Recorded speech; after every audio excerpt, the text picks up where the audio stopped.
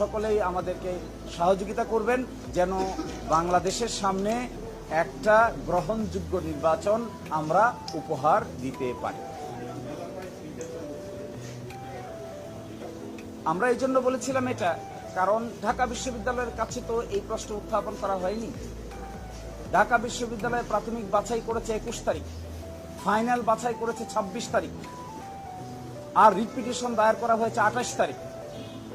তাহলে যখন প্রাথমিক লিস্ট পাবলিশ করা হয় তখন কি তারা জানতেন না? যখন 26 তারিখ পূর্ণাঙ্গ লিস্ট প্রকাশ করা হয়, চূড়ান্ত লিস্ট, তখন কি তারা জানতেন না? তাহলে 28 তারিখ রিট পিটিশন করেছেন, এটিকেই আইনের ভাষায় বলে ম্যালাফাইড ইন্টেন্ট।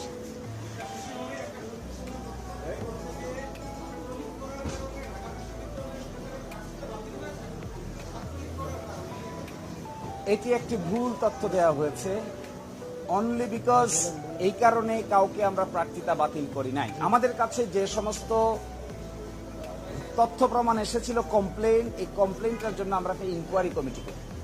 ইনকোয়ারি কমিটি সংশ্লিষ্ট প্রার্থী সহ ফ্যাক্টস ফাইন্ডিং করে বিশ্ববিদ্যালয়ের অথরিটির কাছে একটা রিপোর্ট সাবমিট করে। সেই রিপোর্ট সাবমিটে যার বিরুদ্ধে অভিযোগ প্রমাণিত হয়েছে এরকম একজনের ব্যাপারে আমরা সিদ্ধান্ত নিয়েছি। আবার যার বিরুদ্ধে প্রাথমিকভাবে সিদ্ধান্ত নেওয়া হয়েছিল তাদের 2 জন আপিল দায়ের করেন।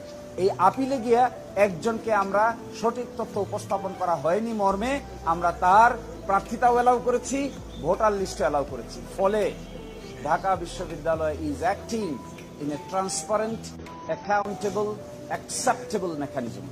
Acceptable, transparent mechanism, meaning thereby the acceptable to the people at large, to the law and to the conscience. যদি ঢাকা বিশ্ববিদ্যালয় বেআইনি কোনো কাজ করে, ডেফিনেটলি আমি একজন তাদের আইনজীবী হিসেবে ওই বেআইনি কাজে আমি ঢাকা বিশ্ববিদ্যালয়কেও সমর্থন দিতে রাজি।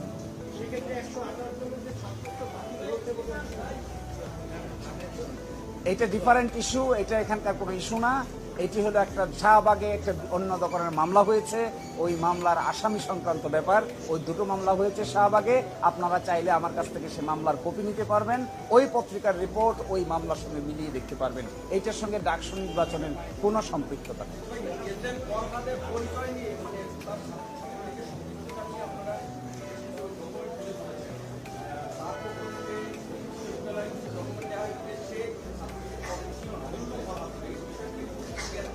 দেখুন, এই ব্যাপার সেটেল হয়ে গেছে। হাইকোর্ট ডিভিশনের আদেশ স্টেড বাই দ্য অনারেবল জাজ in chamber, stay order is continued by the honourable supreme court full bench. সুতরাং এই বিতর্ক আর কোনো বিতর্ক থাকলো না।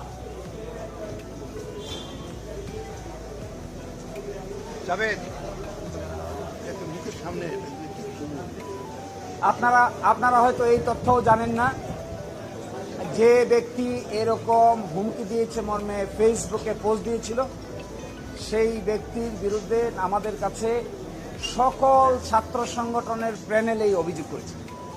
কোনো পার্টিকুলার ছাত্র সংগঠনের প্যানেলের পক্ষে বিপক্ষে সেটা নয়, সেটা সকলেই আমাদের কাছে অভিযোগ করেছে। আমরা অভিযোগ নিয়েছি, প্রাথমিক তদন্ত করেছি। আজকে সকালবেলা তাকে 6 মাসের জন্য বিশ্ববিদ্যালয় থেকে বহিষ্কার করেছে। এইটাই ঢাকা বিশ্ববিদ্যালয়। কোনো offence we will not tolerate, irrespective কে কোন মতের ব্যাকগ্রাউন্ডের, এটা আমাদের বিবেচ্য বিষয় নয়। আমাদের কাছে বিবেচ্য বিষয় কে ঢাকা বিশ্ববিদ্যালয়ের আইন মানছে আর কে ঢাকা বিশ্ববিদ্যালয়ের আইন মানছে না, এটাই মূল বিবেচ্য বিষয়।